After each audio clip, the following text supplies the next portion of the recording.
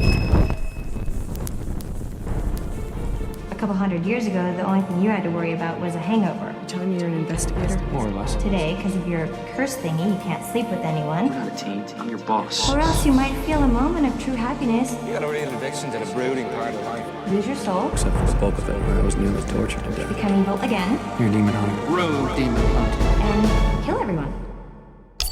It's fucking I fantastic. love that sound. Thanks, Cornelia.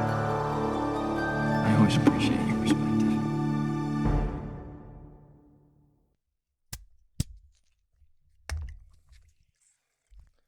It's a little less satisfying than the other kind. Yeah, I can't use my fucking bottle opener with this. Bundaberg, everyone. I mean, welcome to Angel.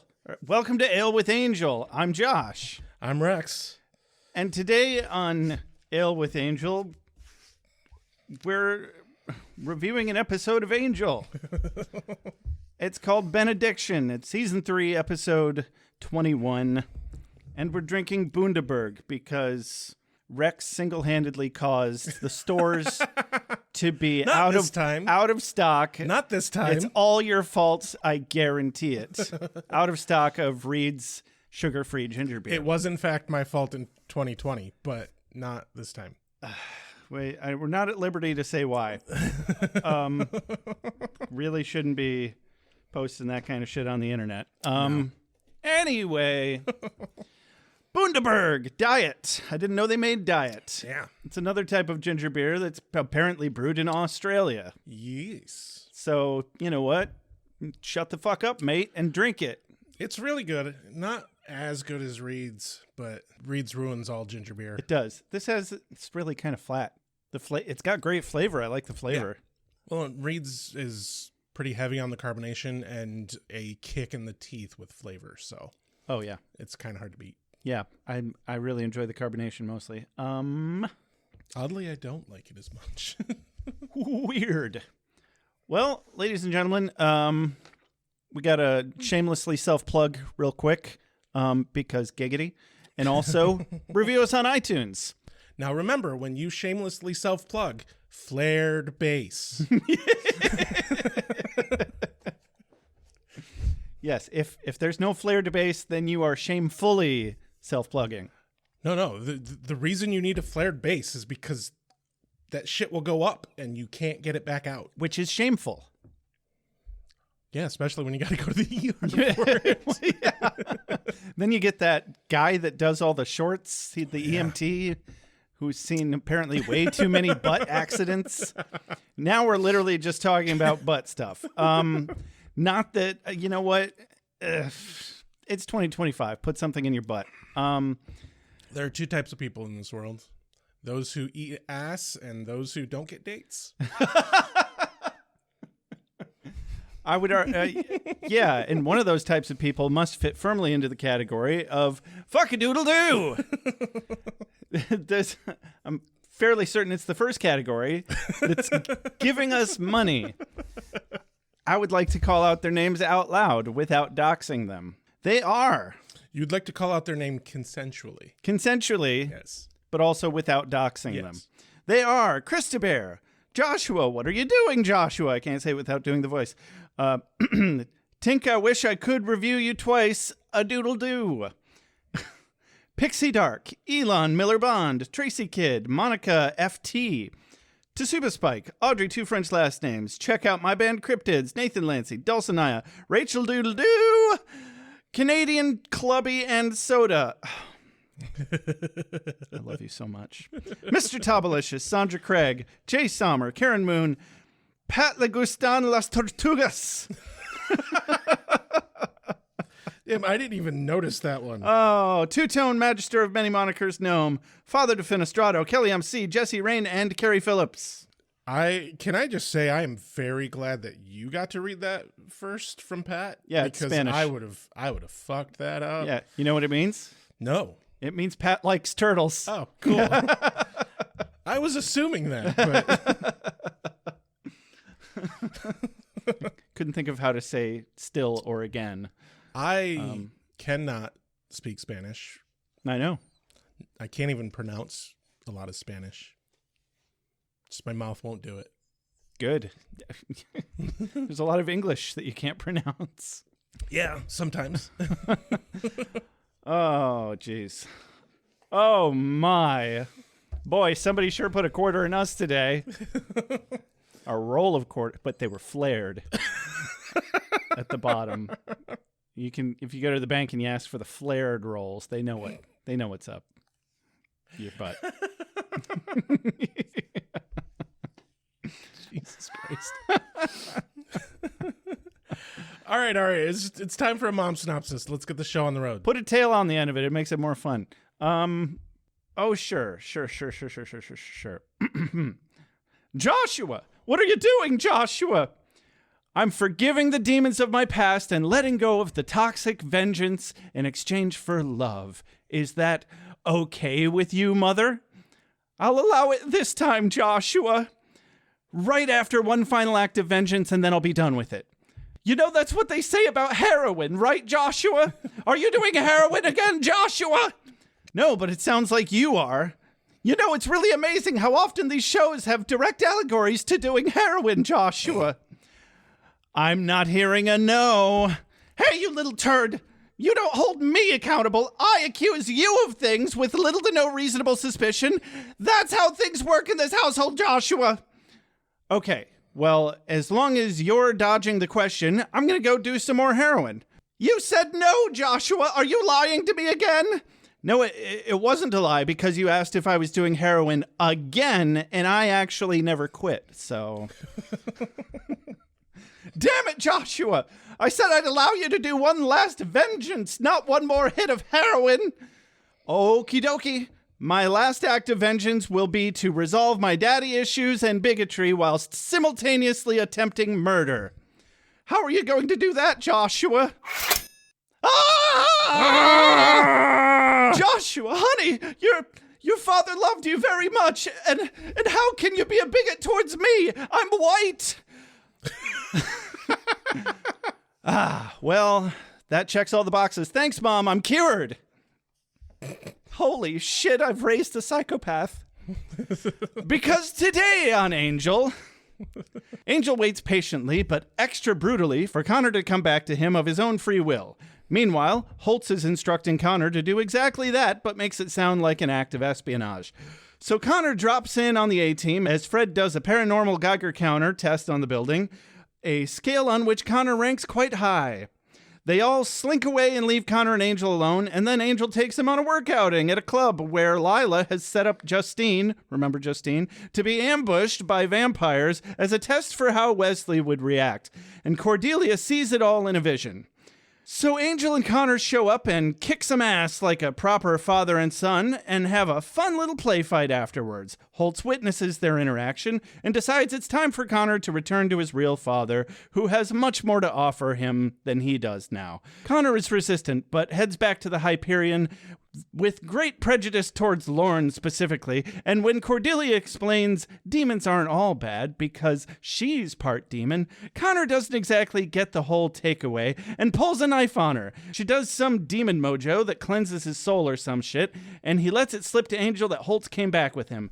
Info that is confirmed quickly by Gunn and Fred returning. Angel fucks off to chat with Holtz, who gives him a letter for Connor after convincing Angel that Connor is his again. Connor realizes he's being distracted by Fred and Gunn and runs off to find Holtz and Angel. But he only finds Holtz dead in an alleyway, believing he was killed by Angelus, but actually it was Justine doing what he asked him to do.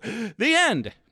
Ladies, gentlemen, spiny-headed looking creatures. As soon as the sun goes down, as soon as the sun goes down, vampire. Competition is a beautiful thing. Foods here. And that's the episode, everyone. If only it were that easy. Oh, I know. Scene 1 or something. You know, we open up in the hotel where Team Angel is discussing, not being able to find Angel. They basically just pick up right where they left off last episode. Yeah. Enough so that I was slightly confused. Because, when it started off, I'm like, okay, how the fuck did last episode end? Is Angel missing somehow? Right? Is this mid-episode? What the fuck is going on? Yeah, it's always a bit jarring because they normally do, like the vast majority of the time, some weird little cold open bit. But yeah, they're discussing not being able to find him, not being able to get a hold of him. And then, of course, he just shows up. Because, he lives there. Yeah. And for some reason, Cordelia doesn't. Right? Like, free rent. Right. Screw your rent-controlled apartment. Free rent. Actually, no. I know exactly why she doesn't live there. She has a ghost at home. That she can fuck whenever she wants. Exactly. I know I would. Yeah, so they're pretty sure something else came out of the portal while Cordelia and Gru were unconscious last episode. And when Angel gets back, he gets them up to speed about Steven, excuse me. They inform him of the bad vibes that their dimensional expert lady had, and they theorize that something else came through the portal before it closed. Angel is super nonchalant about it. He's like, oh, he survived Kortoth. He'll be fine. Quote of the day. Fred's? Yeah. Yeah. Go ahead. Okay, Fred. Fucking Fred. Oh my God. She's like, okay, so he survived an unspeakable hell dimension. Who hasn't? Just stop right there. I'm happy with this episode right there. Yeah. Just leave it right there. No, she's like, how do you know you can leave? I didn't get the rest. He's alone in the city. No, No. You can't just leave him alone in the streets of Los Angeles. The joke being that the streets of Los Angeles are more dangerous than a hell dimension. Gotcha. I don't know. I think Macaulay Culkin could have handled it. Right?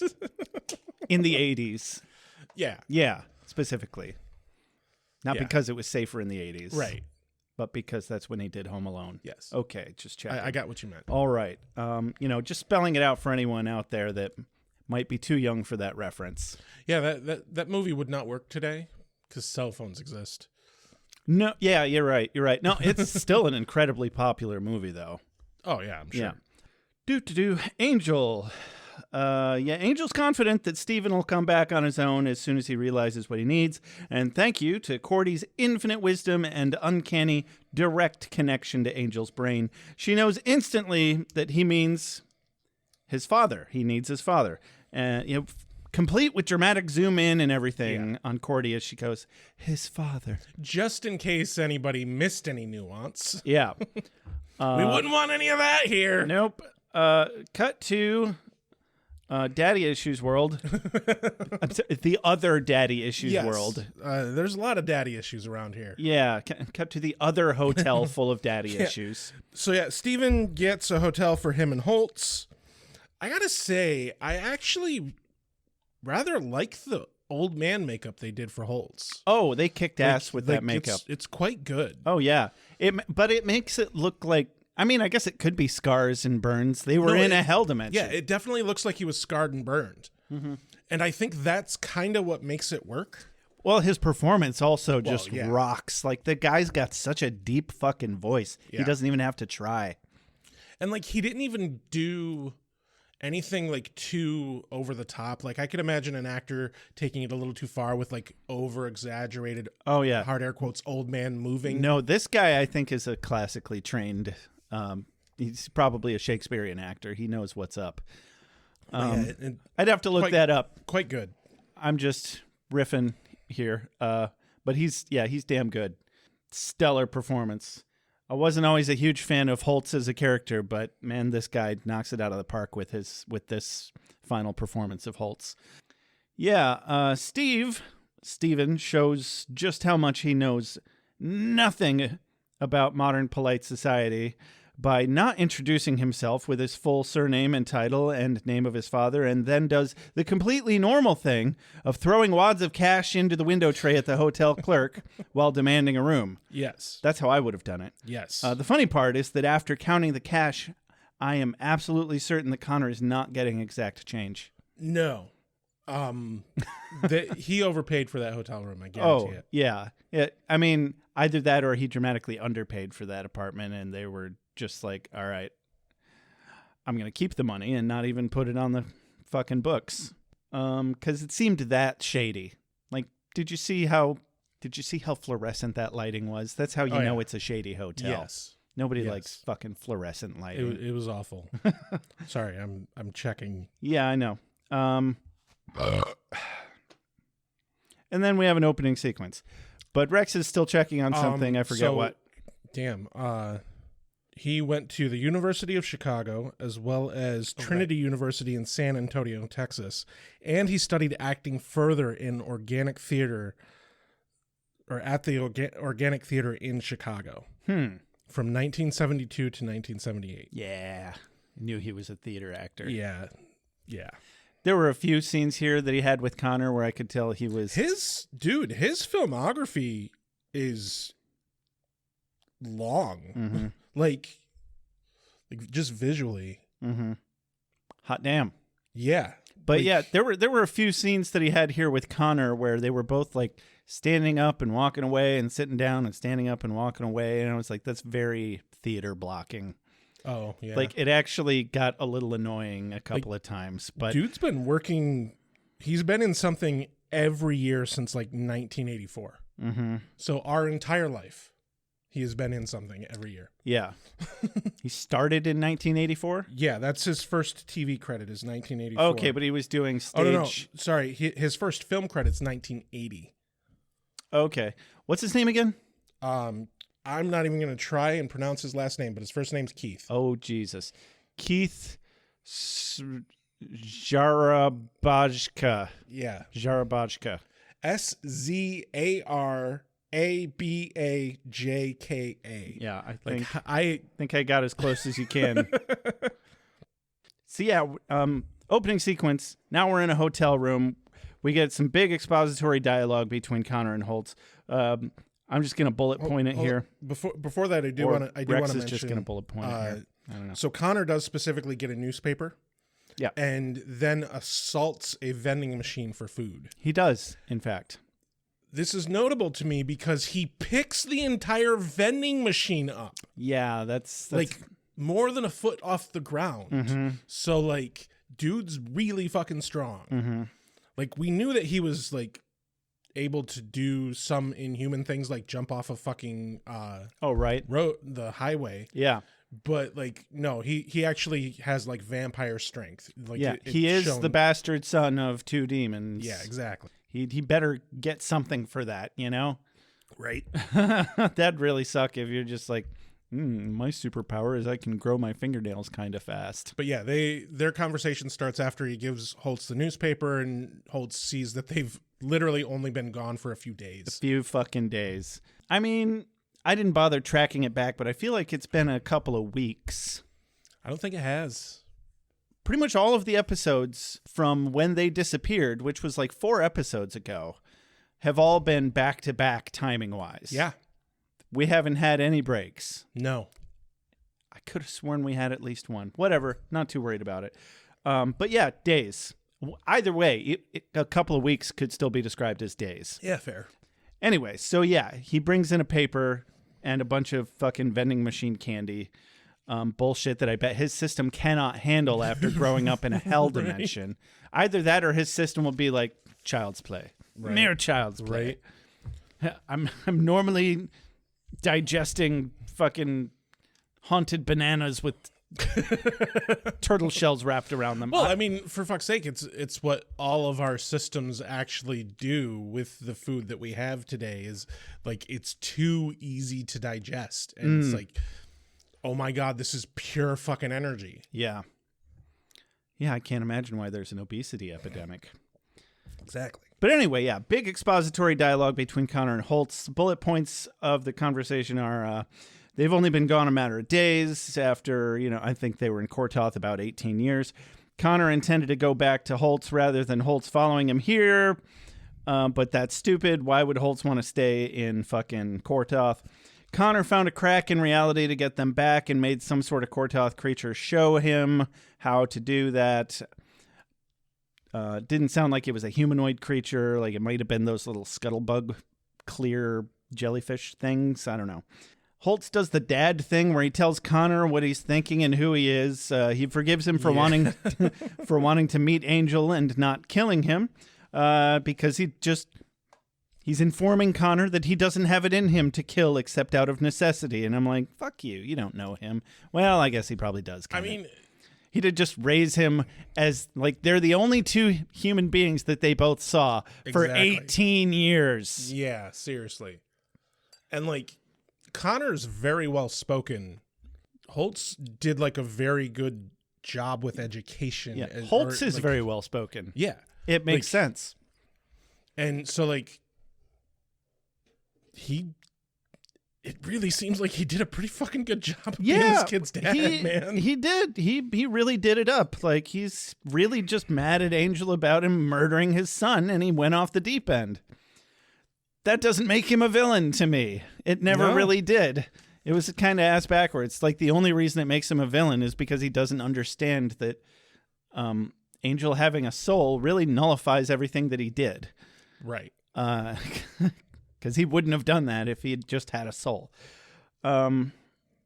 He exposits really more for us because I'm sure he's gone over it with Connor a million times, that he never lied to him about who his parents were and tells him to go to Angel and learn all that he can about him, but warns him to be careful because the devil will show him pretty things with many colors. Cut to the devil showing pretty things with many colors.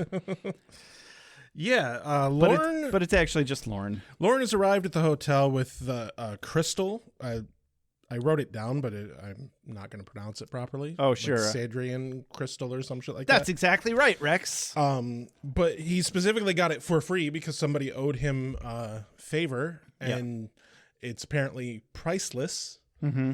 Yay. Yeah. I want someone to give me something fucking priceless for free. Also, he should be getting compensated extraordinarily well by Angel Investigations for using up his personal favors Yeah, no shit. on fucking work supplies. But anyway, Fred is using this crystal, which Lauren had to get separately enchanted. Who knows what deal he had to make to get that to happen. Oh, man, he was sucking on something. Or, the other way around. Or vice versa. yeah, who knows? But Never know what their thing is. she's using this crystal to rewire and rebuild an old Geiger counter. Yeah. To essentially build a device that will seek out the energies from the hell dimension. Yeah. Paranormal, supernatural, Geiger counter, something or other. Cordy wants to know how Angel's doing. She just pops over and butts in. Gunn tells her he's still being all mature upstairs. Cordy's like, I'm going to go talk to him. Gruselog shows steadily more and more insecurity about her massive lady boner for Angel. Yeah. Even if it is just a platonic massive lady boner for Angel, nevertheless, boy, she just can't stop emotionally humping his leg. Yeah. Dear God. But Gunn says that Angel is being all mature about the situation. All mature, not some mature. All. But, it made me stop and think. This kind of is the first time Angel has ever had a mature reaction to a situation. Yeah, he's restraining himself. He's taking out his emotions on a punching bag. He's responding to attempts to communicate with him, Yeah. albeit reluctantly. Nevertheless, he's doing it. He's not biting anyone's heads off, right? figuratively or literally. Yeah. Very important he's literally not doing it. Yeah. But also really nice that he's not figuratively doing it. Oh, that's so nice of him. He's not abusing people. Aw, what a good guy. The conversation between Cordy and Angel really amounts to just her being like, "Are you okay?" And he's like, "No." And she just wanted to be supportive and tell Angel he's doing the right thing. And as she's walking away, Angel worries, what if Connor doesn't come back? She just turns around to face him. He turns to face her, and yeah, that's that.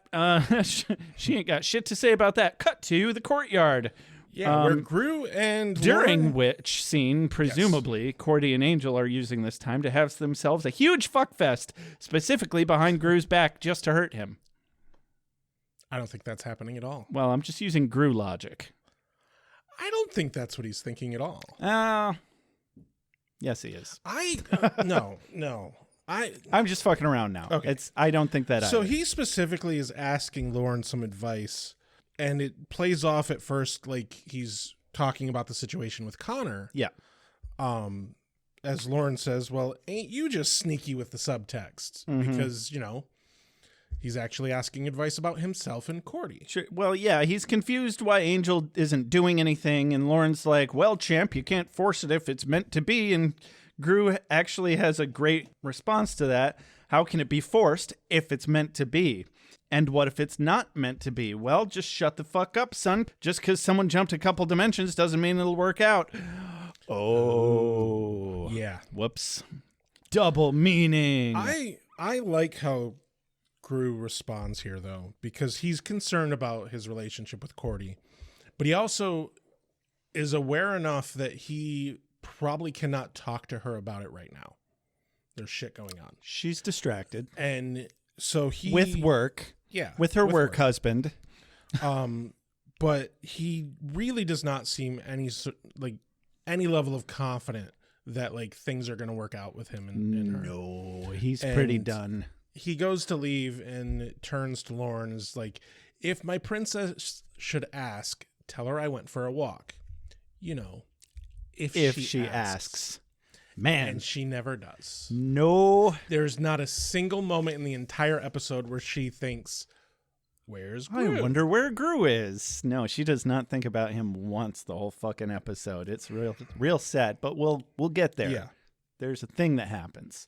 I don't want to share my feelings. I don't want to open up. I want to find the guy that killed Tina, and I want to look him in the eye. Then what? Then I'm going to share my feelings.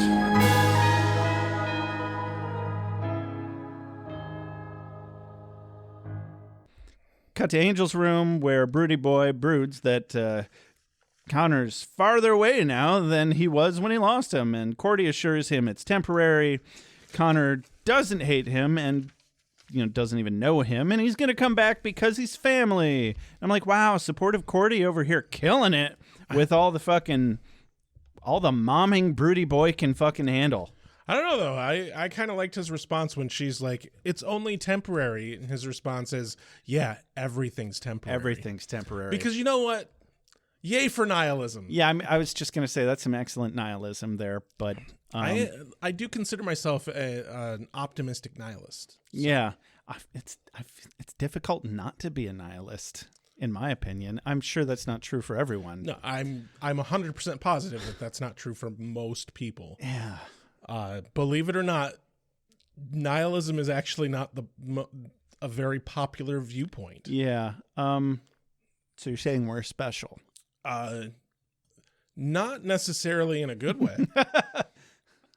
So you're telling me there's a chance? So, anyway, this gives us she's being all supportive. She's like, he's gonna come back. He's family, which gives us a perfect segue to Wesley, whom, after skillfully opening a TV dinner and burning himself on it. No. This, my friend, is a fancy TV dinner. Oh, yeah? Because he has wine. That, I hope it's expensive wine, too. Right? Paired with... No, the way to do this is if you're going to have a shitty fucking TV dinner, you pair it with something really good to drink.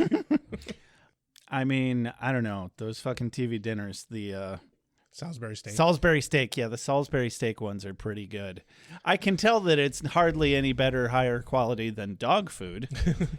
But it tastes good to me. Tell you what, next time I make Salisbury steak, I'll invite you over for dinner. Yeah? Because honestly, you've not actually had real Salisbury steak. No, probably it's not. Phenomenal. Neat. Anyway, he burns himself on a TV dinner, and then he gets a notification sound from his laptop, and so he goes over and opens his upside-down Mac laptop. I seriously think they had to turn the logo upside down. Either that or is that just how it opens? So that it's facing you? I actually think that I don't know if all Macs are like this, but I know that there were Macs like this at some point, where if you're looking at it and you look down, the Apple is right side up for you who is using the laptop. Yeah. But when you open it, the Apple's It's upside down. Yeah. That makes a certain kind of sense. A certain kind of sense, but it's stupid. It's stupid. I don't like it. Yeah. Because the vast majority of the time, other people are going to be looking at your laptop. Yeah. Yeah. That's why you put stickers on it. Mm-hmm. So he opens up his upside down Mac laptop to click on the only icon on his entire desktop. That is his email. And I guess it goes directly to his new message in a singular window with no discernible buttons on it. Like it opens to like WordPad. Right? Like just a pure text. There's not even like a file line. And it's in or old anything. person print. Yeah. It's like really big. And it tells him to meet at 782 West Palm Terrace at 8:30 p.m. and come alone. Because there's nothing suspicious about this at all. None whatsoever. Nothing. He gets a serious look about his already serious look on his face. He just gets a little more serious. Yeah. And Broody Wesley is Broody. Good job, Wesley. Cut to the Hyperion. Yes, where Fred is using her fancy new detector to find Connor at the door. Mm-hmm. Yeah, or Connor's penis specifically. Well, yeah. Yeah, I think she there did was kind of pointed at his crotch for a little bit of an extended amount of time. Yeah, I think there was supposed to be a dick joke there. Because why wouldn't there be? Yeah. She backs the fuck off and lets Angel do the awkwarding instead of her being like, Yes. "Sorry, I didn't mean to click at you," which I thought was adorable. But Right. It's hard for her to not be adorable. I know, right? So Angel introduces Connor to the team, and Lauren Specifically introduces him as Steven and does a pretty good job through this episode of calling him Steven. of not dead naming him. Yeah, can't say the same of everybody else. Or us.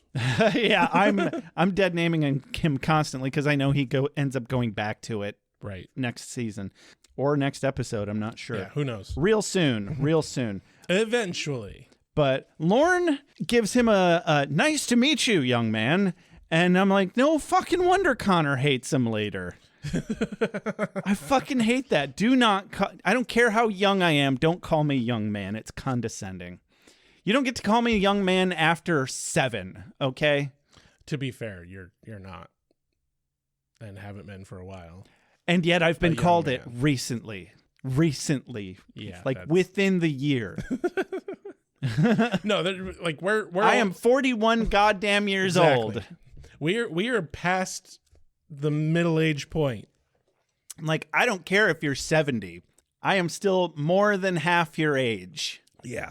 Fuck right off. God damn. So, and then they all make up weird excuses to leave when they could have easily just been like, all right, we're going to give you two some time to talk. Okay, bye. Well, they just. I think it's fine. They leave them the fuck alone. Yeah, which I is guess exactly it was what they more. should It was do. more entertaining that they all made up nice little excuses to leave. I mean, not very good ones, but amusing ones. There's this really good moment where, so Connor's up on one of the steps to the entryway, and everyone goes their separate ways and everything, and Angel has his back to Connor, looking at the rest of the group who are in the lobby. And so there's this great side camera view where Angel turns around to face Connor, and they both timed it right so they crossed their arms exactly the same way. Yeah, And it was cute. it does a really good job of being like, oh yeah, that's his son. Mm-hmm. Like, honestly, there's a lot of little moments where there was definitely some specific acting that the actor for Connor was doing Sure. to like resemble Angel. To mimic Yeah. Angel's mannerisms. Yeah. That particular moment right there with the arms folding, they were one stupid grin at the camera away from turning this into a sitcom Yes. opening. Yes. But still, it was a fun little moment. I actually really liked that neither of them made any comment about it. Neither of them even like mentioned anything or nothing. Like, it could have gone sour if Angel like even looked at Connor in a different way or like looked at his own arms or something. You know, they could have ruined it. Oh, yeah. If they went a little too far, but they went exactly far enough to where they were just like, let's make sure that everyone can tell that, yeah, this is father and son. Oh, yeah, just far enough. Oh, yeah. All for Mo. I don't know what I'm doing here. No. Do you ever? So Angel asks the best question possible. You hungry? Because, yes, the fuck I am. Thank you for asking, Angel. Right? Yeah. Damn it. I would love some food. I did, in fact, have snacks before we started recording, but I was very hungry as I wrote that. Connor asks what he has, and Angel thinks about it briefly, and he's like, we can go out. Like, yeah, unless you... He felt like that was a better choice than saying, well, would you prefer type O or type AB negative? Maybe just go get a fucking burger. Cordy, unfortunately, interrupts this moment by having a very loud vision. Yeah, she does.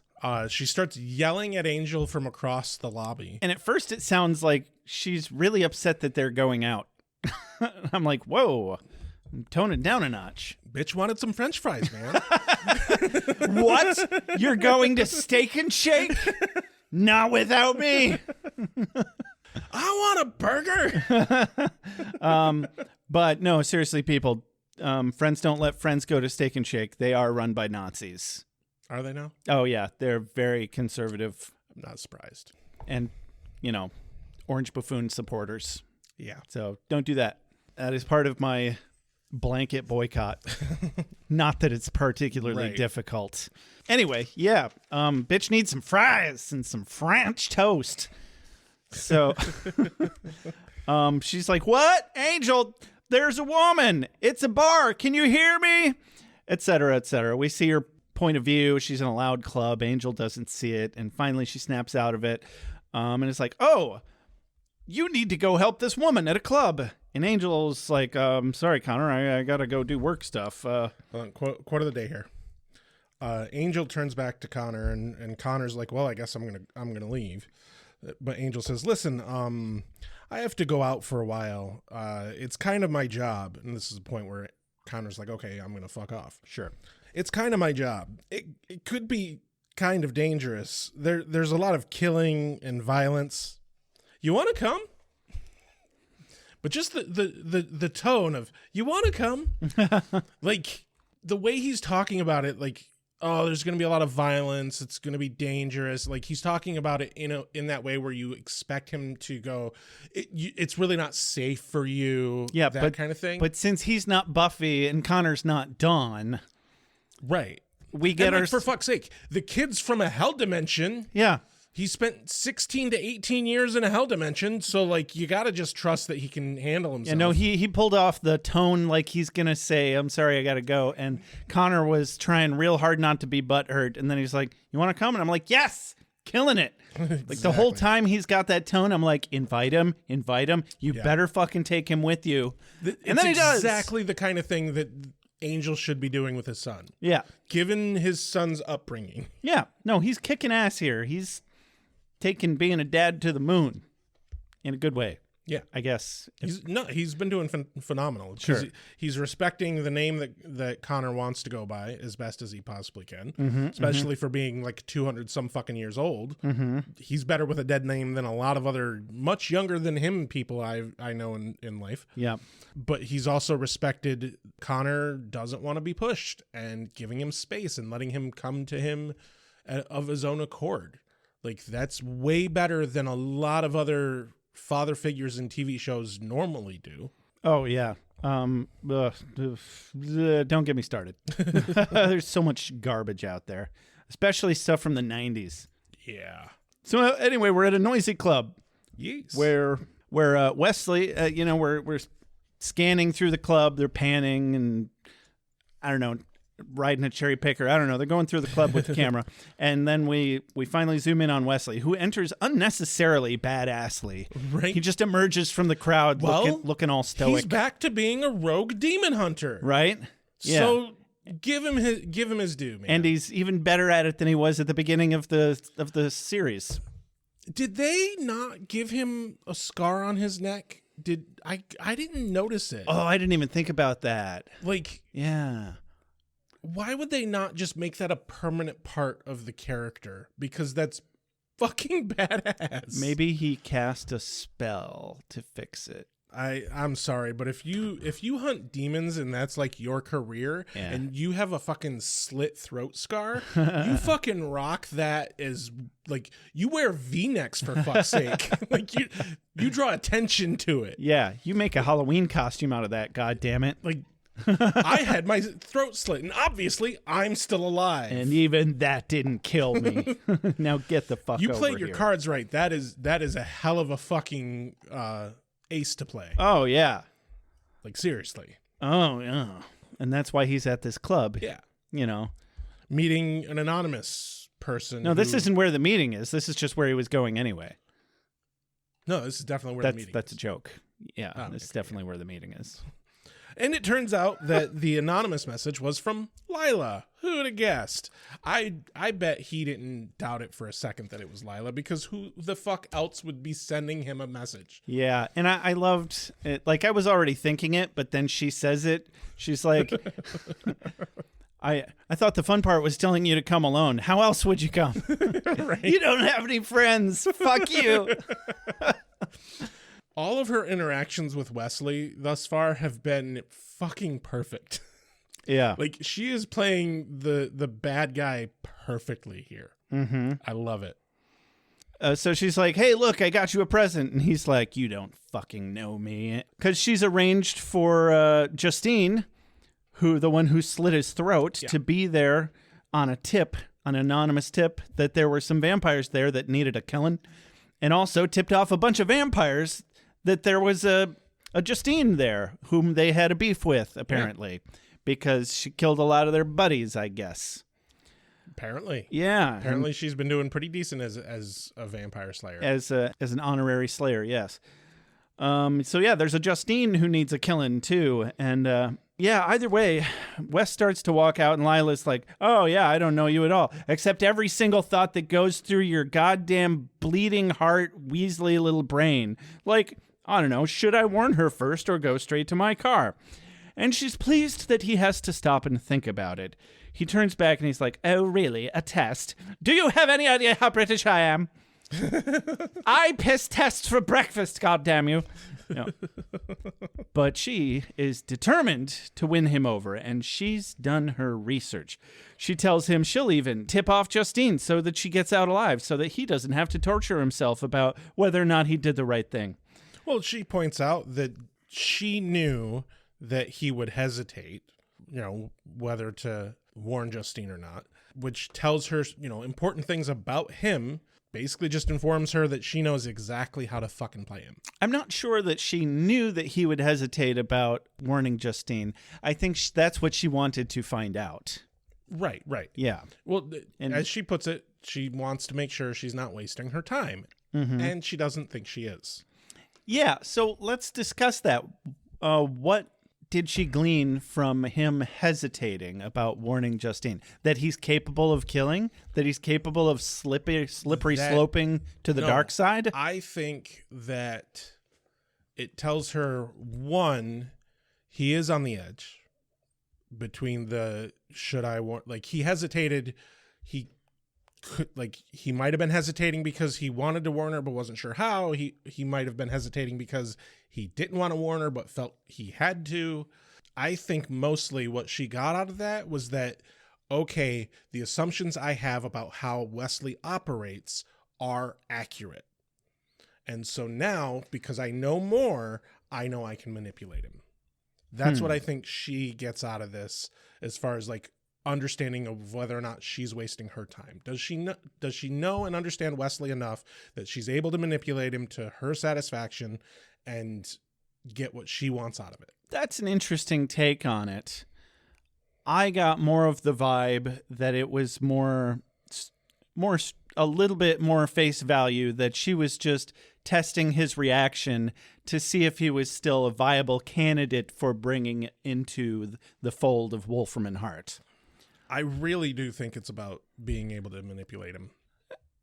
And yeah, that tracks. That absolutely tracks. I'm just not sure the writers are that clever. Maybe.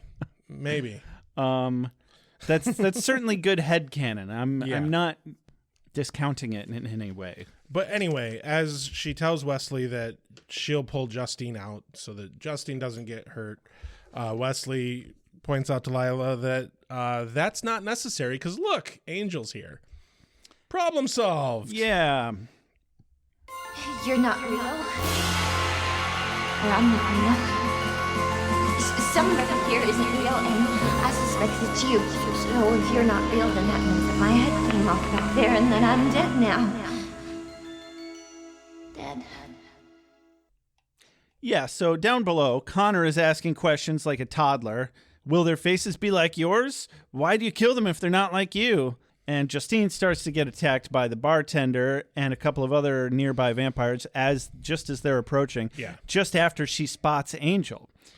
More specifically, Angel is about to answer Connor as to why he hunts vampires because they're not like him, and like he's about to express the difference between him and the other vampires, but before he can do that, he gets interrupted by Justine being, attempted murdered. Yeah, violently attacked in a very public space. Yeah. No witnesses or anything. No witnesses. Except for tons of them.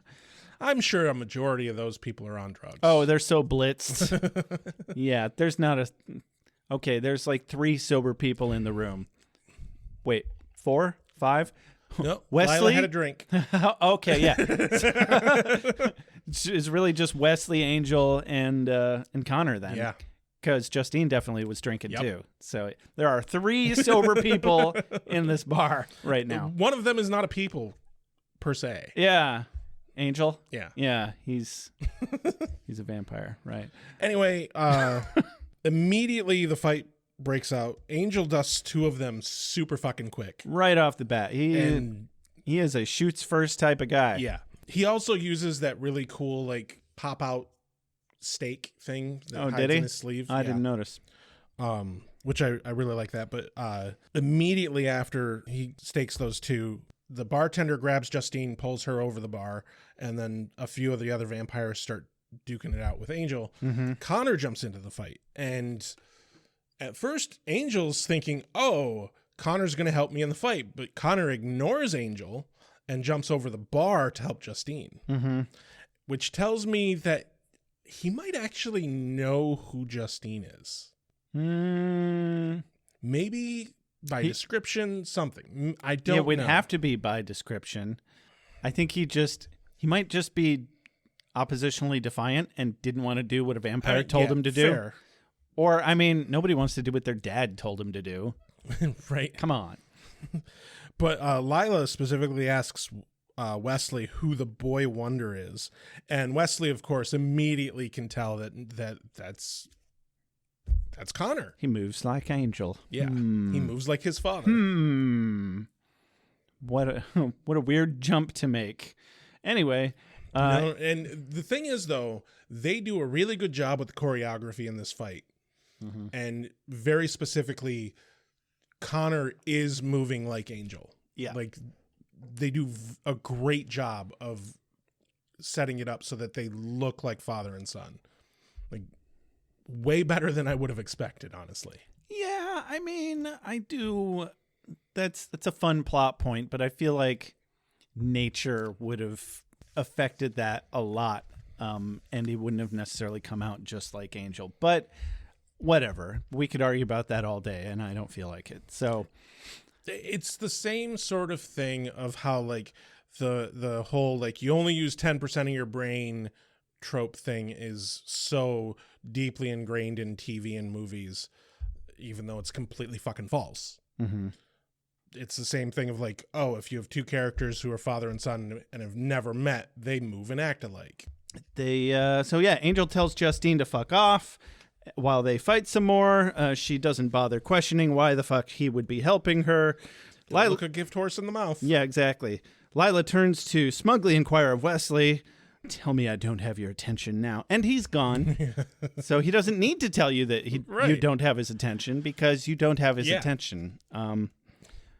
I really enjoyed the fact that he pulled a Batman.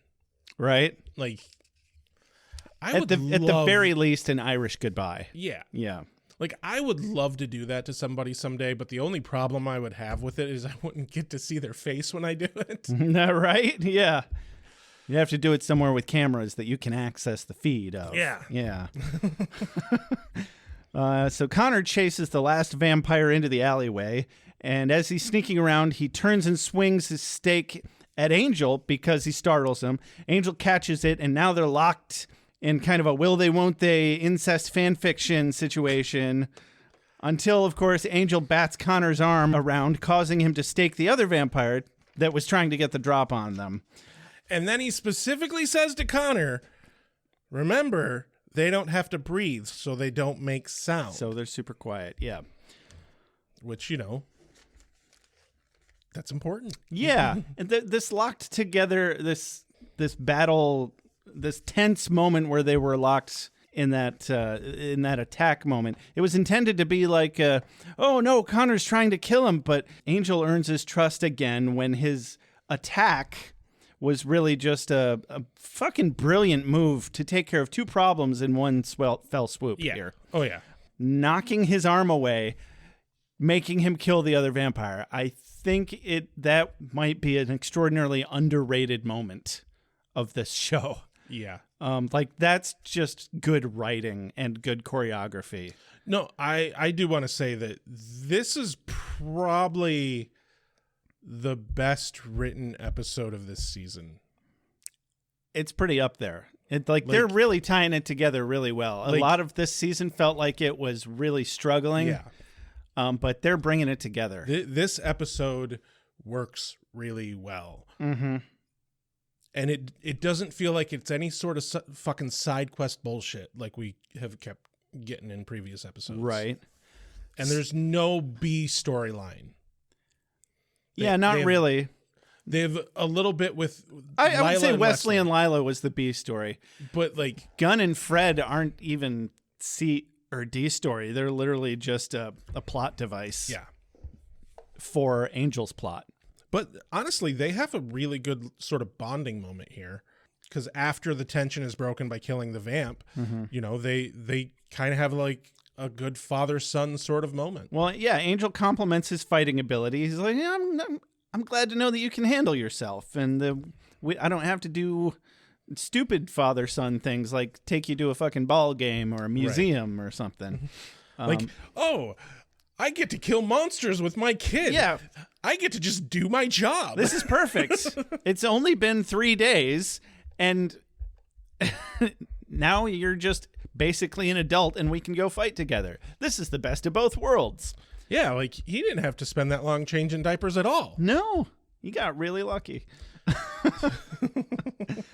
Yeah, and then he does this playful little juke fighting move at him, which Connor actually finds amusing, even though I hate that shit. I'm like, don't fuck around with me like that. I'm not gonna play fight back with you. But when, if they're into that, that's fun. That's cool. Good for them. If they want to wrestle, I'm happy for you. Right. Yeah, they have themselves a goddamned little heart-cockly warming play fight, and it's fucking adorable. And Holtz thinks so too. Yeah. He's up on a fire escape, watching the whole thing. He's doing a dark and broody. And I do want to ask, the assumption must be that Holtz has been following Connor this whole time, because how else would he know where he is? Oh, yeah. But also, like, it's not like, did Holtz see the fight from inside? Like, did he sneak inside the bar to watch the fight? Yeah, how would he know that Connor was in that particular alley at that particular time? It's a little too hand wavy that he can fucking see this moment. Yeah. It bothers me. Is he a fucking Jedi? He certainly doesn't know anything about technology to be able to put a tracker on him. Right. He's not like that. Nor does he have any resources because, for fuck's sake, they're in a cheap motel because he was in a hell dimension for the last 16 to 18 years. I think it's just a testament to how good of a tracker he is. Maybe. Sure.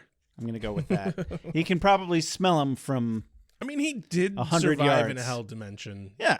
Like, with a baby, no less. Yeah. So, yeah, I'll give that to him. Mm-hmm. So we cut to a hotel. Yes. where Holtz's hotel, Holtz and Connor's hotel. Yes. Connor's sitting there eating the Oreos. I differentiated it in my notes with motel and hotel. It was a hotel, though, because it was multiple stories. But it's more motel than hotel. Yeah, just because it's got the exterior entrance balcony instead of interior hallways. But I don't think that's what makes the difference. It's the multiple floors that makes it a hotel. What I'm saying is it's just easier to differentiate between the two locations in this episode by calling one a motel and one a hotel. And I'm saying I like to overcomplicate it and fuck you.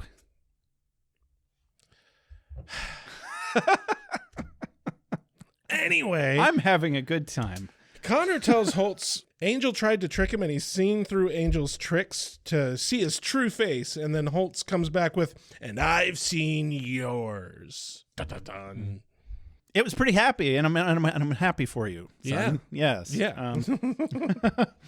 Cut to Angel's room. Where Angel is telling Cordy about the fight, and he's downright fucking giddy about it. Oh, And he's it's like, gushing. oh, man. Absolutely gushing. It's like, thank God. This man needs something to lift him up. Yeah. For fuck's sake. He really needs to lose his soul and murder everyone close to him. Absolutely. I think that would really pick the show up, honestly. No, I didn't mean that. Okay, happy. not that happy. You needed something, though. Just something a little happy. Yeah, you're probably not wrong. You're probably Exactly. not wrong. Probably. Yeah, heavy on the probably. But yeah, this is when Cordy reveals that she has some new power because she can go back into a vision. Mm-hmm. And she was specifically, after they left, able to go back into the vision and watch the fight. Yeah. She's like, yeah, it's just a thing I can do now. I'm a demon, bitch, spying on you all day long, motherfuckers. You'll never have a moment of privacy ever again. Especially while you're showering. Yeah. Mm-hmm. That does seem awkward. Although I imagine her views on that sort of scenario is probably a little more blurred, considering she lives with a ghost. I guess. Well, what are you going to do? Anyway. There's no room for modesty when, your roommate can walk through walls. Mm-hmm. Mm-hmm. Cut back to the Holtz-tel. That's better. Where Holtz is, in all earnesty, telling a very upset Connor that he must go back. I'm sorry, Steven, that he must go back to Angel, and that he wouldn't trade their time for the world and that it was definitely God's plan to give Connor to him, but it's time to give him back. And Connor's like, no, he's a demon. And Holtz is like, yeah, it takes one to know one. You little fucker. I'm a little angry that Holtz has grown and changed so goddamn much. All right. Like, what a cop-out way to give him a fucking redemption arc. Right? Yeah. It makes perfect sense. Yeah. But it's still it's good writing. Man, this is not the Holtz I expected. Yeah, well, he is still an evil bastard. He's also old and on death's door. Yeah. But he is still an evil bastard, which we will get to eventually when the scene comes up. Oh, sure. Yeah. So we're outside. Where Gunn and Fred pull up, and they are still searching with the Geiger counter. They are not aware that this is the Holtz-tel. Exactly. Which is what brought them to the strongest signal besides the Hyperion. Back inside, Holtz is like, it's fate, Connor. And Connor's like, no, it's not. That's impossible. You're not my real dad. And then he stomps out. Stomp, stomp, stomp, stomp, stomp. And Holtz is like, that's what I'm trying to tell you. Yeah, exactly. Yeah. Like, for fuck's sake. Yeah. So we're back outside where Fred and Gunn witness Connor jumping off the rail and running away. Fred figures that, that explains us tracking Angel's child's emissions all over town. And that was definitely supposed to sound like a Nocturnal Emission reference. Yeah. Ha! Masturbation. Or, ejaculation at the very least. But she brainsturmation, if you will. She expresses that there's no big scary around, to which Gunn, who sees Holtz in the rearview mirror, How about a short scary? Yeah, that was funny. Yeah. That was a little bit funny. It made me breathe a little weird for just a moment. It's the most clever line that Gunn has gotten in a handful of episodes. Yeah. And then Gunn sees Holtz close the door, and Holtz is like staring directly into the camera, and I don't know if that was supposed to mean that he sees Gunn, but also I don't think it really matters. It functionally does not matter, but that's what it looked like. Cut to the Hyperion. Connor comes in and wants to see Angel. Lauren's like, follow me, champ. And Connor's like, I'll follow you to the fucking grave, you filthy demon. Yeah, he gets very speciesist in here. Very quickly. So Cordy steps in and she's like, hey, what the fuck, bro? You think all demons are bad? What about me? I'm half demon. And he's like, oh, I see. You in hell, filthy demon. And as she holds him off as he tries to stab her, she starts to glow. Yes. And she's glowing white as she turns, and then she just starts to talk like everyone's favorite waitress. She's like, let it go, honey. Everything's going to be just fine, baby. You want some bacon and eggs with that coffee, sugar pie? I know, I'll make you some nice flapjacks on the house. Her glowing makes Connor glow and also dissolves his knife. The blade specifically, but not the handle? Yeah. I don't know what that was about, but whatever, it worked. It was functional. Yeah, and just like that, he's healed. He starts to cry on her shoulder. The camera refocuses to show Angel up on the balcony where he's like, it's too early for flapjacks. And that concludes the number of times I will use that Groundhog Day reference on this podcast. Not. And that concludes the number of times I will use that Wayne's World reference on this podcast. Not. Okay, no, that's the okay, moving We're on. done. We're done. Cut to a little later. Lauren hands Connor something to drink, hopefully filled with bourbon or gin or, for fuck's sake, like some drum. Who cares if he's 21 or not? Oh, I don't give a shit. Kid needs a fucking whiskey. You need to give that kid a fucking drink. Please. Like, the important thing is that he actually takes the drink from Lorne and doesn't try to slit his throat with the broken ceramic mug. Very important. It's progress. It's progress. Then Lauren, Cordy, and Angel step into the office and they discuss what's going on with her powers. She essentially explains that she was able to flush the hell dimension out of his system. Basically, yeah. As Lauren put it, a soul colonic. Soul colonic. You know, that's every now and then my soul needs to poop. I wish it did it more often, frankly. Be a lot. I think a lot of people in this country could benefit from a soul colonic. Absolutely. It'd be so much cheaper. Therapy's expensive. Yeah. Man. I'm married to a therapist. I know. Yeah, you benefit directly from that. Yeah, she didn't just cleanse his soul. She knows what it's about. She could feel how toxic his soul was, specifically from living in Kortoth. He grew up confused and thinking it was where he belonged. It was hell, literal hell. Yeah. So Angel offers Connor a place to stay, even though he thinks Connor's like, I should go. I kind of tried to murder your friend. I feel a little bad about that. And honestly, they really should have had Angel say something along the lines of like, that's just a Thursday around here. Or something like that. Like, come on. Cordy. That's the joke they would have fucking pulled off on Buffy. Yeah. Someone tries to murder Cordy. Must be Thursday. Yeah. Yeah. So Connor's like, you sound just like my father. He said, we came back for a reason. And just as Angel is learning that Holtz is back via this comment that he correctly interprets, Gunn and Fred pop in with very, oh my God, Holtz is back energy. Yeah. Don't ask me how. Very, very similar sounding news. Yeah. Yeah. I mean, they don't say a thing, but their whole vibe was, oh my God, Holtz is back. And Angel was like, I think Holtz is back. Yeah. Yeah. Without anyone saying a word. It was great. I can hold a note for a long time. Actually, I can hold a note forever. But eventually, that's just noise. It's the change we're listening for. The note coming after and the one after that. That's what makes it music.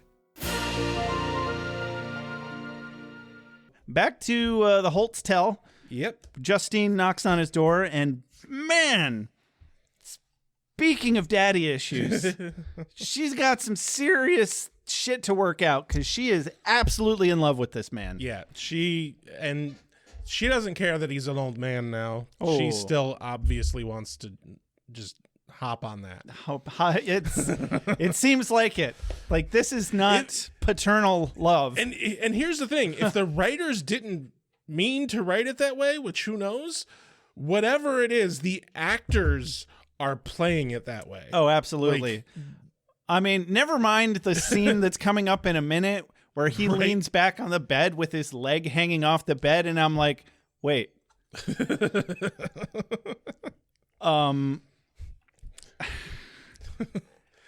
I appreciate their restraint, but it really looks like he's leaning back for a blowjob right now. Like, that's and all. you know what?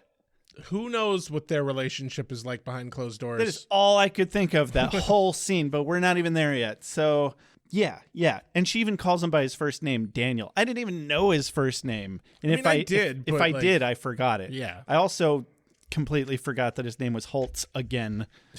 I had to look it up for this fucking episode. I honestly wrote down Waltz before I was like, that's not right.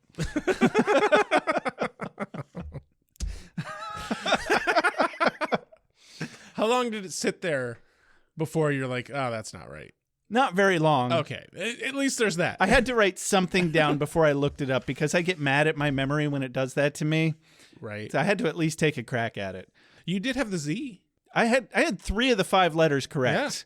That ain't bad. LTZ was correct. That ain't bad. I was halfway Usually there. when I forget something like that, it is just fucking blank space. Yeah, it's 3 out of 5 ain't bad. All right. So, cut back to the Hyperion. Yeah, so Angel has decided to have Gunn and Fred take Connor somewhere. Specifically, I guess, where this world isn't as ugly as he thinks it is. Yeah, anywhere. Take him to play some skee ball. I don't care. Which, why didn't they take him to play some fucking skee ball? Like, they chose the ocean. Like, I get At night. why. I get why they did that, especially from a writing standpoint. They needed a quiet place in a fucking city where, you know, what happens could happen. Sure. But, like, I think they should have taken him to play skee ball. I think it would have had more of an effect if they were like clean on the other side of the fucking building and there's all these goddamn arcade games going off. Yeah. And he could still hear them talking. Right. That would have been great. Yeah, I agree.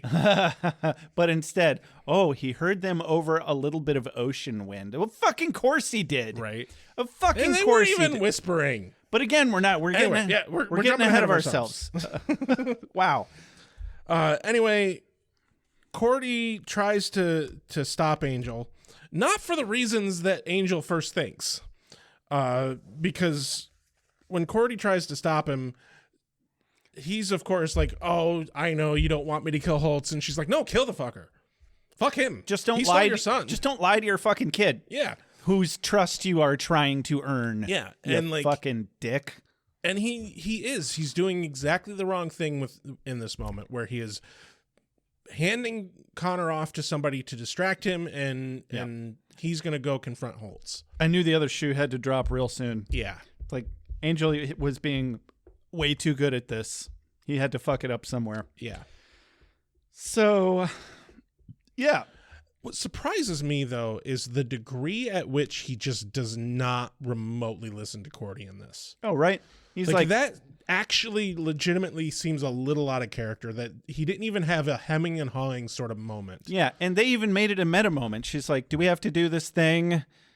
You know, the thing where I beg you not to go, and then you say, no, I have to go anyway, and you don't listen to anything I say. And then they actually do that. Yeah. It was actually kind of a fun little meta call out. But it's still like, with everything these two have fucking gone through. Right? Yeah. Like, trust her once in a while, for fuck's sake. especially when she's talking about something that makes so much good logical sense like that. But he just uses her like a fucking secretary. Right. And he doesn't actually listen to her opinions. He's just, the supernatural telephone went off again. What did they say, Cordy? Thanks, bye. Right. He just uses her, just the same way he uses Lorne. He's such a piece of shit. Oh my God. And his fucking good dadding is only performative, it turns out. Once something comes up where he's like, oh, well, I have to go kill this guy. Right. Let's lie to my son. And I'm going to use all of the fucking people at my disposal to help me lie to my son. And they all do it. Right? Everyone's Hold on, complicit. though. I will say this. The reason that he gives Fred and Gunn for where to take Connor, like, that is like a reasonable thing. I think it would have made a lot of sense if he specifically did not tell Gunn and Fred why he's saying, hey, go off with them. Yeah, he didn't outright say it, but it seemed implied that Gunn understood what was going on. Yeah, exactly. And obviously they do, because they say it later. Both of them understood, Right, Fred and exactly. Gunn. Anyway, Angel's like, oh, sorry, Cordy, for fuck's sake, I just can't not lie to my son. Silly woman. Right. So, cut back to Holtz. Come on, Cordy. I'm a dad. I have to lie to my kid. I'm sorry, Cordy. This is the 2000s, all right? The 90s was only like 2 years ago. So, cut to the Holtz tell, where Justine goes on about how, oh, you saved my life, and I'd still do anything for you, and she wonders, how did you survive in that hellhole? Literally. And he's like, well, it was my hate. And she's like, hey, don't be knocking on hate. That shit'll get you through some tough times when nothing else will. And I mean, so will sugar water, but you can't live on it forever. No. So Holtz admits that something changed him while he was in hell, or, Kortoth at least. And his hate turned into love for his son, which is far more powerful. And he just needs Justine to help him with one last thing so that he can be done with vengeance. And I'm like, okay, the other shoe's about to drop. He's not as good as he's coming off here. He's got one more thing up his sleeve. Yeah. What's this bastard planning? Exactly. So, cut to the ocean. Yeah, where Fred and Gunn take him to the ocean. They talk a little bit about it. Fred talks about her experiences with getting lost in Hell Dimension. Mm-hmm. And it seems at first that it's going okay. Up until Connor's like, I don't remember being lost. And the moment you think of that, you think, man, nothing that Fred is saying remotely applies to Connor. Yeah, well, I think it's going to take him a long time to really be able to relate to anyone about anything ever again that isn't Holtz. Like, he's had one person his entire life to talk to. Yeah. I'm surprised he's not having a nervous breakdown that other people exist. Right? Like, the very first episode that adult Connor was in, he like has that wide-eyed, like, I don't know what's going on sort of thing. Yeah. But like, they really should be carrying that a lot further. And there should really be some moments where he's like, what the fuck is that thing? What the fuck is that thing? What is that thing? What the fuck is that? What the fuck is everything? Oh my stroke. Or like he's standing there and someone's cell phone behind him rings and he has a fucking heart attack. Right? Like, yeah. Shit like that. Yeah, he's way too calm for all this. And also, can we just agree that this is a terrible time of day to look at the ocean? Very much so. Unless you already know what the ocean is. Precisely. And then the ocean is fun to be at nighttime. But don't take him there at night on the first time he's seeing it. And then he's like, oh, it's so empty. And then like, of Fred course, is like trying to explain that it's not empty. But like, he doesn't have the fucking education to conceptualize that, for fuck's sake. Or experience. Fuck education. Yeah. Like Holtz tried to tell him about the ocean, but that's the best he could do. Right. Like, it just looks like a black abyss with a few waves coming at him. Like, you can't see anything past the fucking pier. Right. And also, they're also next to the pier. Yeah. The light pollution makes it even harder to see. And if you're going to the fucking pier, there's probably fucking skee-ball there. Right. That would be better. Yeah. Well, that particular I really pier, want to fucking play skee-ball now. On a pier in Los Angeles. I mean, not necessarily. And ride the fucking the Ferris wheel. That does sound fun. Yeah. Doesn't have to be in Los Angeles, but that does sound fun. Yeah. I want to go play some skee ball. We should. Let's do that. You know what? I still have plenty of funds left on my card for, was it Buster's? Dave and Buster's. Dave and Buster's, yeah. Yeah, we should. Anyway, yeah, Fred tries to empathize with him, telling a story. Connor doesn't remember ever being lost. He goes to take a closer look at the ocean by himself, and they give him a minute. Well, Fred tries to stop him at first, but Gunn's like, no, fucking leave the kid alone. No, I think it's the other way around. Oh, is it? Not important, but yeah. Either way, like, no, just... The kid survived a hell dimension. Yeah. I think he can walk up to the fucking ocean on his own. Even if he leaps into the ocean, you know what? He's fine. He got back from a hell dimension when there wasn't it was impossible to do. It's possible he figured out how to do it. It's possible he's never been swimming, though, but he's way too clean for having just come out of a hell dimension. Yeah. Anyway. There had to have been water there. So he's down by the water. They're probably, 20 feet back? No, they're more like 50. Okay, and then these fucking dumbasses, they finally get what they deserve. Like, I mean, everyone in the show, everyone in television deserves to have this happen to them because they're talking at a fairly normal level, and they are just too close to earshot to be talking about somebody the way that they are. Now, granted, I don't think if this was a real situation that Connor would be able to hear them. Because while they were talking at a conversational level, they weren't talking anywhere near above that. There was wind and there was standing next to the ocean and it was not calm. There was wind and there were waves and there was several feet of distance. Yeah. Like, I don't know that it was 50. I would settle for 35. I'll meet you halfway. Okay. It didn't look like 50 feet to me. Anyway, what is it they finally say? Gunn says Angel will handle Holtz however he sees fit or some shit. And Connor turns his head back to them and they're like, I'm in danger. Because Connor could snap both of them like a twig in a heartbeat. When he turns and looks, there's this moment where like he could just be looking back at them. Mm-hmm. But there's this long pause, and then Gunn asks to Fred, he can't hear us, can he? Mm-hmm. And then she's like, I think he can. Oh, he heard us. And then he fucking bolts. He bolts. Which is best case scenario for them. Yes. Because if Connor was like, you know what? Time for some neck snapping. They couldn't do shit. Not shit. Like, Gunn might survive an extra 5 seconds. Right.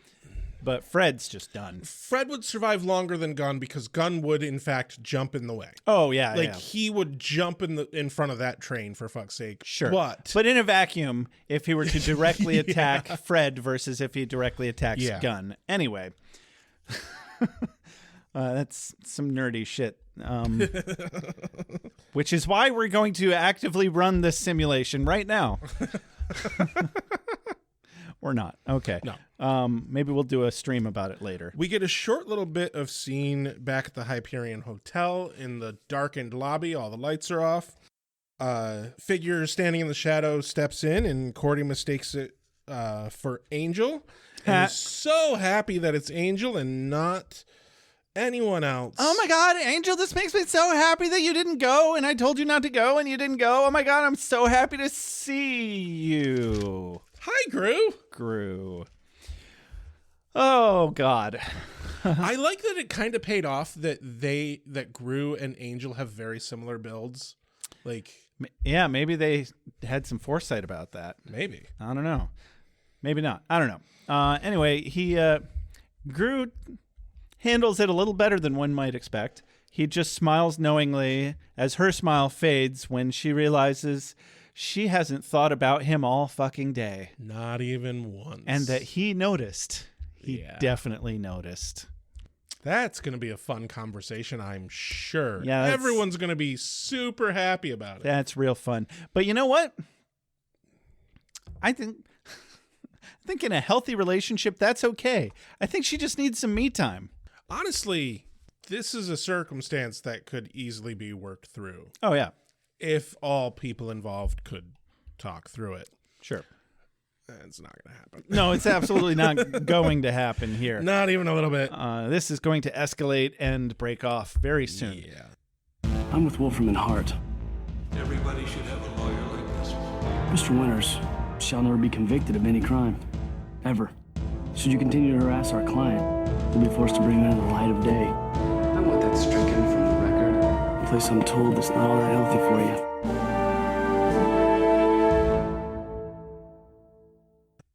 Cut to Holtz's room. Where he is writing a letter or finishing up writing a letter. Mm-hmm. And he asks over his shoulder if you needed, he says, do you need an invitation to enter? Because he can't quite remember what the rules are with Angel and entering in hotel rooms. Angel points out it is a public place. Public accommodation. Yeah, public accommodation. To which Holtz replies, oh, you'd think I'd remember something like that. Would have seemed important once. Would have seemed important once, yeah. But no, he's turned over a new leaf. He's a different man now, and he knows he doesn't have much longer to live anyway. Man, he sells it to Angel. And it's Like, win-win. It's win-win for him, because if Angel actually killed him, that's no different. Right. And even better for his plan. Yeah. Then his plan actually goes, where he just wants Connor to think that Angel killed him. Anyway, Angel gets right to it. He does not waste any time, and he nails Holtz directly to the wall. But we're not going to go down that fanfic rabbit hole. He's just yelling at him, "You stole my son!" And Holtz has the perfect response. Like, it's the shortest argument ever, where Angel, he says, "I kept your son alive. You killed mine." And Angel's like, "Okay, you got me. Right. You got me." Right. All right. He lets go and he calms the fuck down. But Holtz explains to Angel that he lost his taste for vengeance. And he does it in a way that, like, convinced me completely. Because I didn't remember how this episode ended. Yeah. And I, like, at this moment, I'm like, holy shit, this fucker has completely redeemed himself. Right? He got me. He got me. Just when I think that you couldn't get any dumber, you go and do something like this. And totally redeem yourself. Woo! Haven't ever been able to make that reference. Right. That's a deep pull.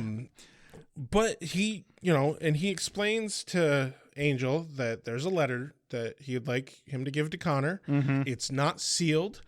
I think you should read it. I think that's the smart thing to do. You should read it. Mm-hmm.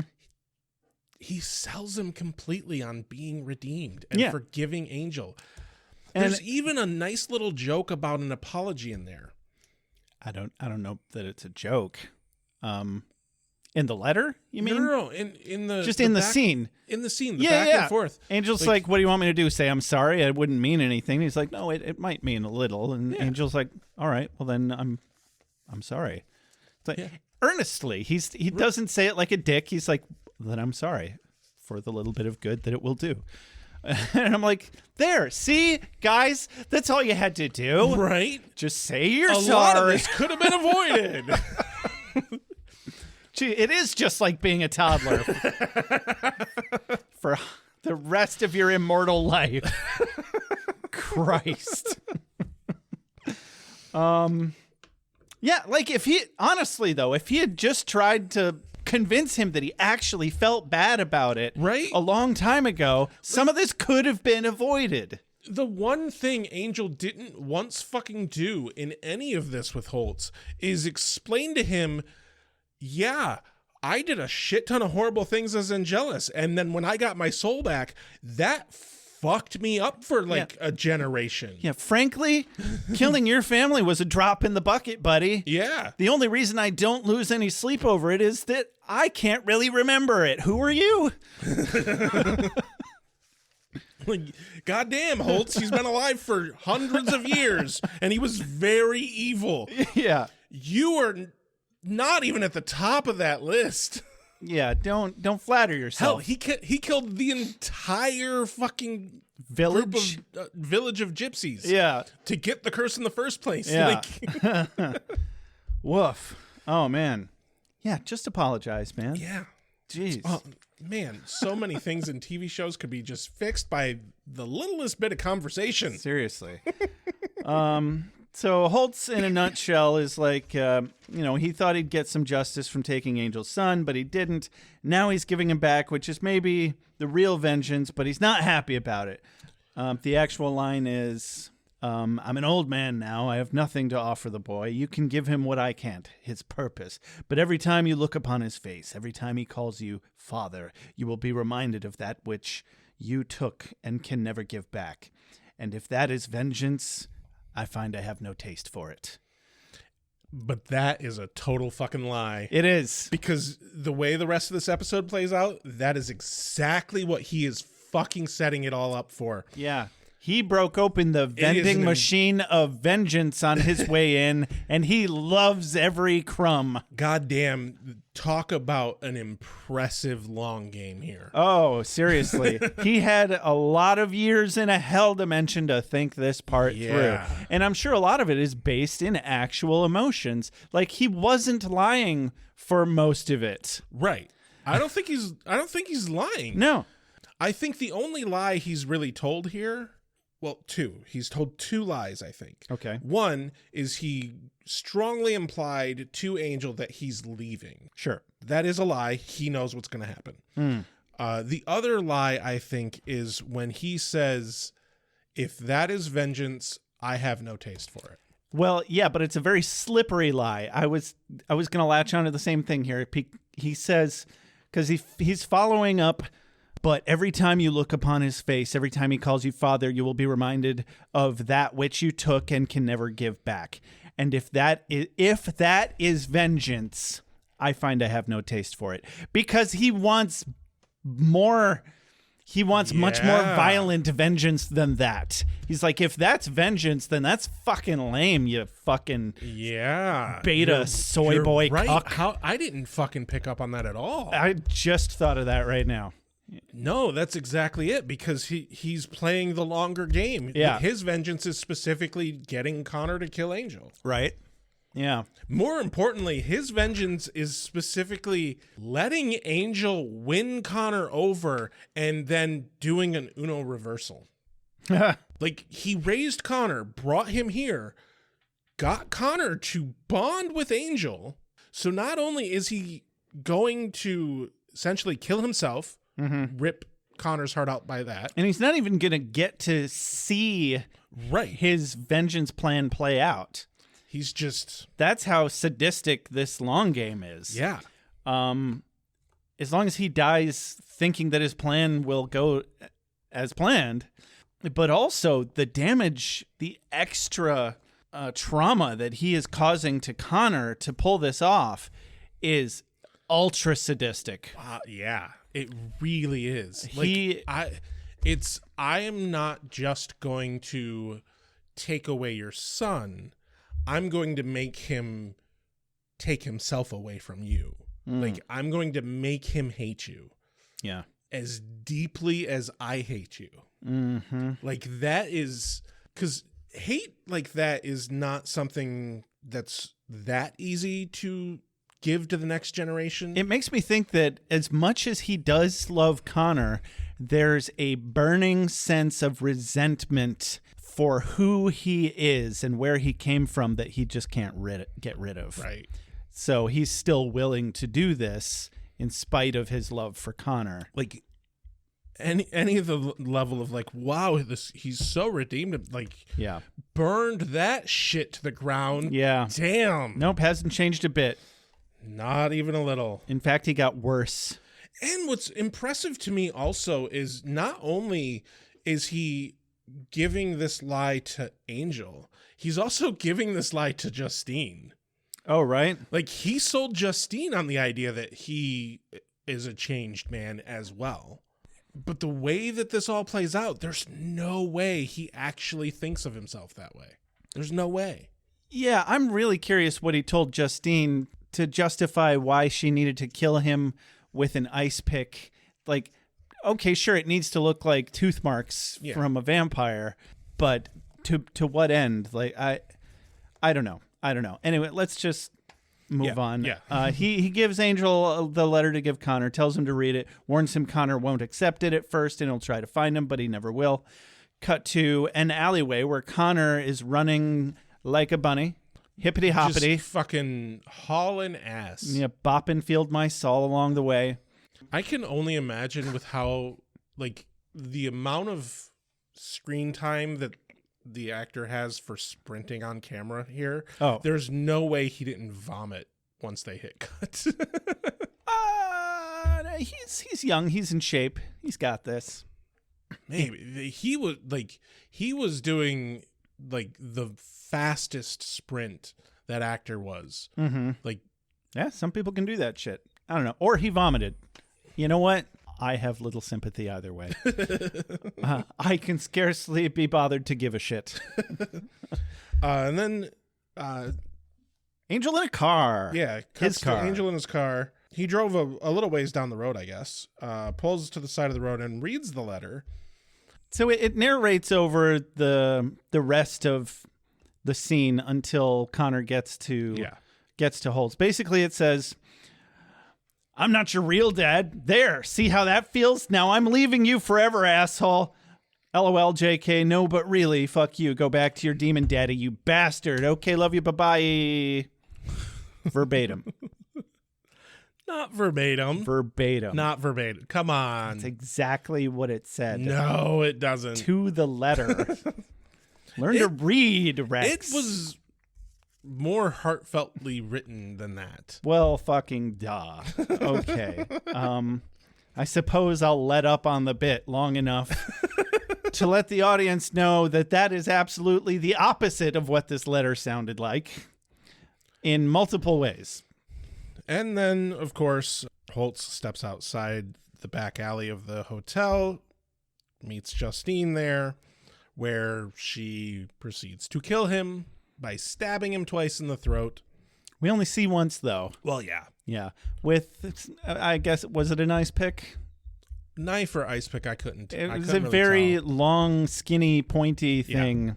The point is, makes it look like a vampire bit him. Yeah. So Connor gets done playing real life Frogger, and after Justine gets done providing assisted suicide services to Holtz in an alleyway with an ice pick, Connor finds Justine crying over Holtz's body and curses the name Angelus. Dun dun dun. Yeah. Gerarg. Gerarg. Is this for me? I must be ready. I need my strength. Give me more! Night, I shall walk the earth. Hold on. You've got something in your eye. How'd you feel about this episode? Well, Rex, I liked it. Me too. I guess it was an okay episode. Some stuff happened. Some people did some things. Some people didn't do things. Some people didn't do things, but not for very long. Yeah. Before other people did those things. Yeah. Some people did things separately of each other that were the same thing. Yeah. And some people even did things together that were the same thing. Jesus Christ. No, but seriously. Sure. Yeah. No. I mean, there were a lot of moments. Like Holtz knocked the shit out of the park. Angel had me going for a minute, but then he was predictably a bad parent and a bad person because he's a bad person and a bad character. But the episode was written very well. It really tied together a lot of shit that otherwise was just flapping in the breeze. The episode was written really well. The fight scenes were choreographed exceptionally well. I'm not going to say that this made up for a lot of the season's shortcomings, but it did make up for some of the season's shortcomings. Yeah. That being said, we have, two more episodes of this season? Just one more. One more? So we're at the second to last episode, and all I can think of is this season was so painfully disjointed that no amount of a good 1 or 2 episodes is going to make it not feel like the longest fucking season of television I've ever heard. Yeah, just as I was scrolling down through the list of episodes to watch this one, I realized how long it's been. Like, some of these episodes feel like they happened years ago. Yeah. Like the one with Wesley and the burger demon thing. I was like, oh my God, that was this season? What the fuck?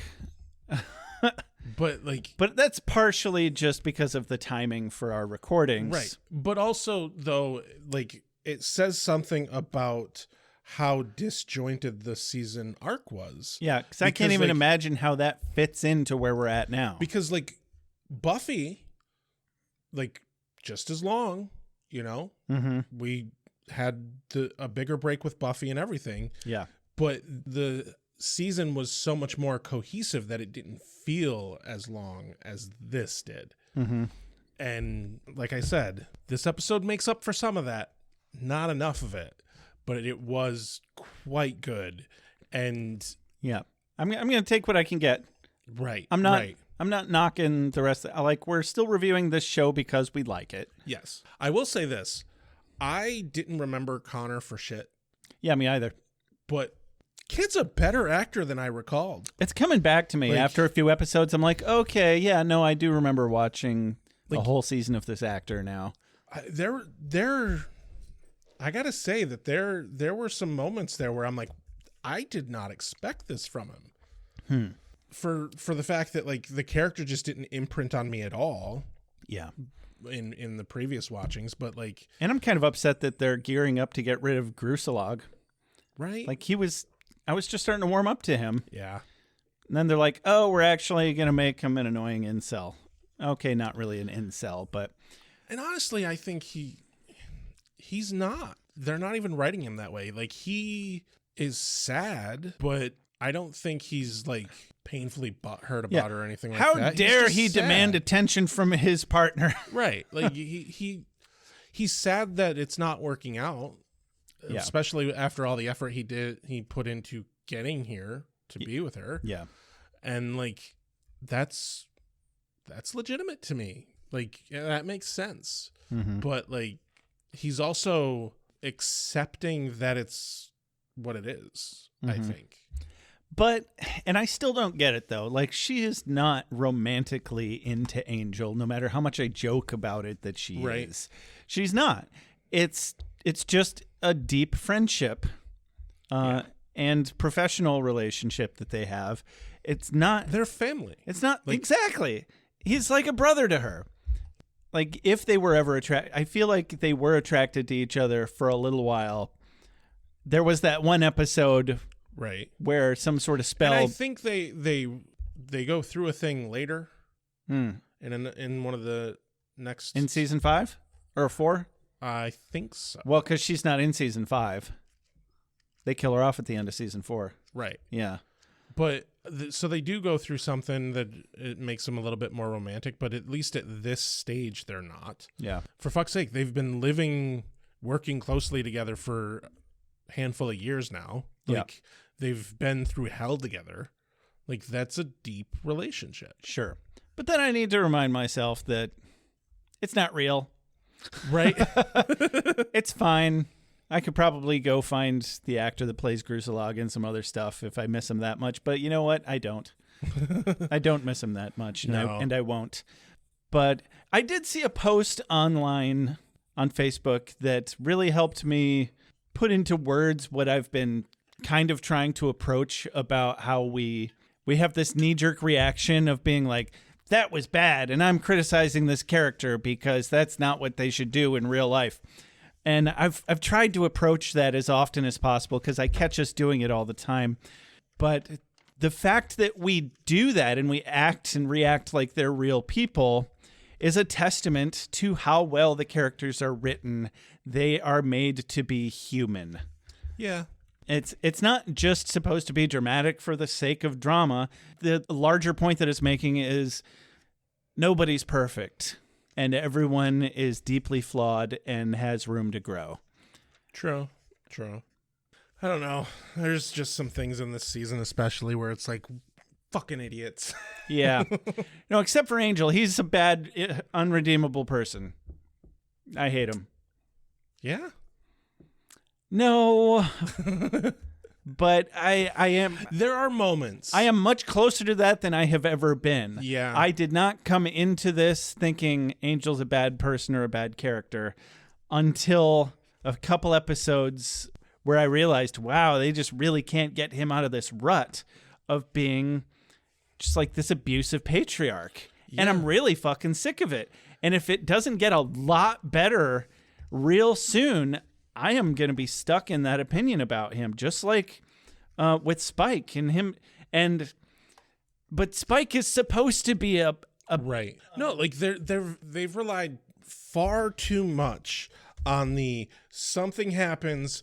Angel is so butthurt he can't deal with it. He's gonna run off on his own and do his own thing and be pissy at everyone for it. Yeah, and it's like they have done that literally every season. Yeah, emotional immaturity does not make for a great lead character. No, it really doesn't. It really doesn't. No, it was a nice try. It was a nice try. Especially when your lead character is supposed to be the hero. Exactly, and you want to make him preach at anyone ever. Right. There's too many times where they're trying to make him out to be the anti-hero. And that's not the kind of show they've written. No. And yeah, that's he's supposed to be an actual hero. Yeah. At this point. But they're still stuck on this in this gray zone between anti-hero and hero, right, to the point where they're almost making him neither of those things. Yeah. Anyway, do you have a quote of the day, Rex? I do have a quote of the day. I'd love to hear it. I'm going with the one after Cordy's vision. Angel says to Connor, listen, I have to go out for a while. It's kind of my job. It could be kind of dangerous. There's a lot of killing and violence. You want to come? Nice. But especially that last bit of like, man, you really turned it around there, man. Right? Yeah, man, had my hopes up. It was like, Angel's getting his redemption arc too. Cool. But then he didn't. Then, you know what? Let's just lie to Connor. Yeah. Yeah.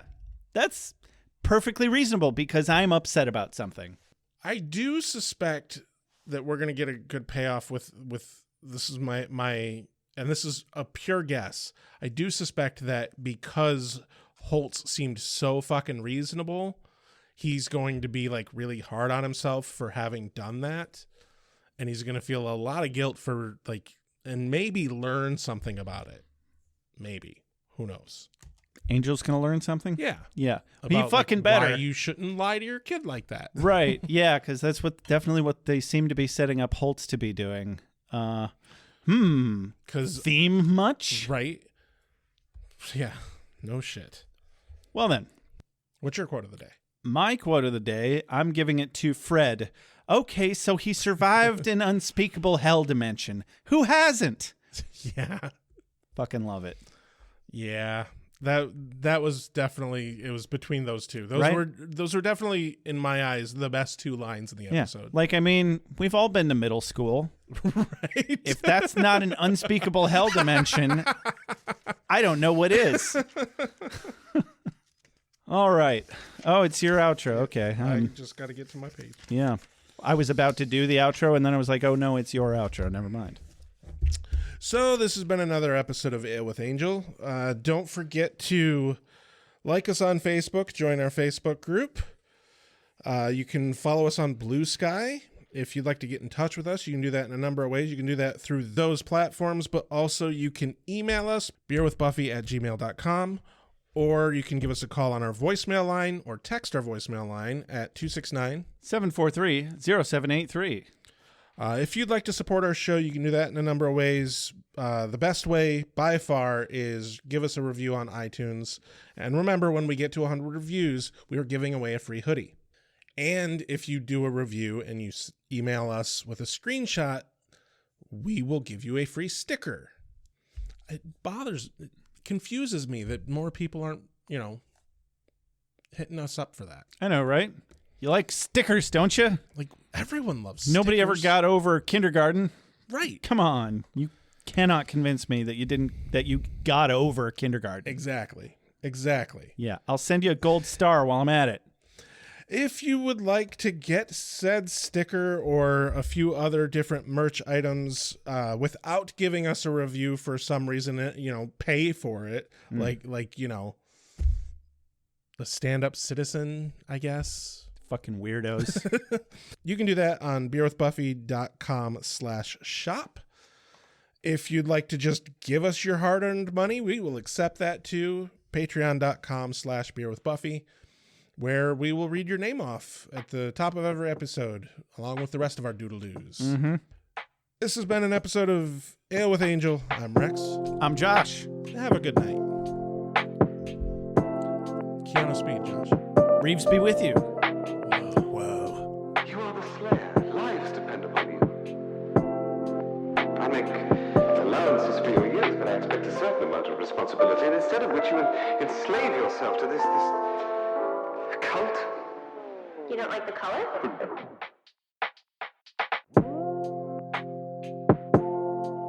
You have a sacred birthright. You were chosen to destroy vampires, not to wave pom-poms at people. Why can't you people just leave me alone? You are the Slayer. Go ahead. Prepare me. I'm a watcher. I haven't the skill. Oh, come on. By appealing to your common sense. Earwolves,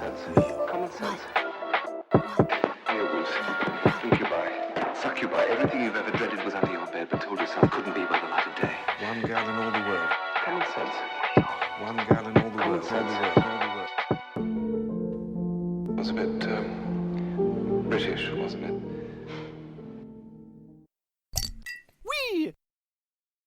Wait, what have we done? Why are we watching this?